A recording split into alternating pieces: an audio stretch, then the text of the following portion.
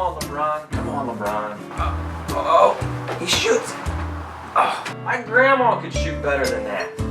Oh yeah, I'm sorry. We're supposed to be talking about the markets, aren't we? My bad.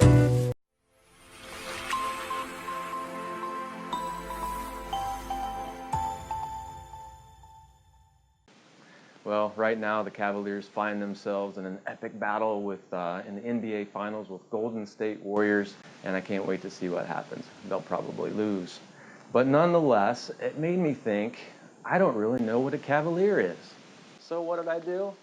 I looked on the internet, right? God made internet for a reason.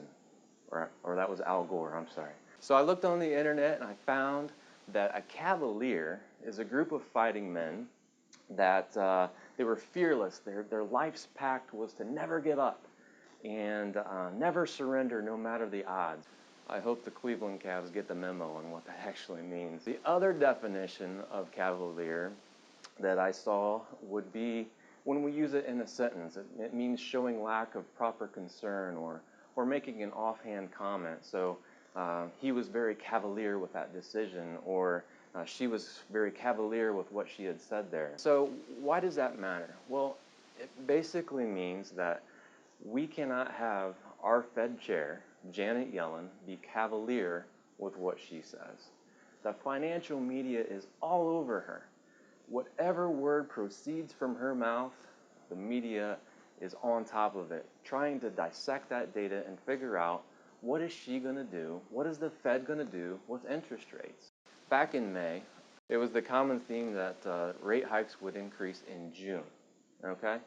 Well, then something happened, all right? The jobs report came out, reflecting back to the month of May, and the jobs report only reported that throughout the entire United States, we only added 38,000 jobs. Well, we had been adding over 100,000 jobs. And now all of a sudden, the Fed finds themselves in this very big tension between, well, should we increase rates or should we keep them the same? When job creation isn't happening dramatically, it shows that there might be a softer economy. So they're very, very intent on what the data is showing. Well, we at Hixon Zuercher Capital Management, our data is showing that a rise in interest rates, remember, we're only going to she's only going to raise them 0.25%. We think that the economy is strong enough to absorb that small of an increase in interest rates. Now, we do know that a rise in interest rates does matter, right? The Fed, they increase rates, that does trickle down to the consumer eventually. It increases rates in mortgages, it increased the borrowing costs for student loans, for credit cards, for automobiles, and so it does matter, we understand that, but at the same time, we think that the financial media has overblown what a 0.25% increase in rates will actually do. So at this point, we're not sure if they'll increase rates in June. And in fact, we don't know if they're going to increase them in July. Bottom line, we don't care, because what we're intent on is investing our clients' money to compound wealth over the long term. There's going to be volatility. It might be the Federal Reserve. It might be that Janet Yellen is cavalier in what she's saying. We hope she's not. It might be, you name it, something happening globally.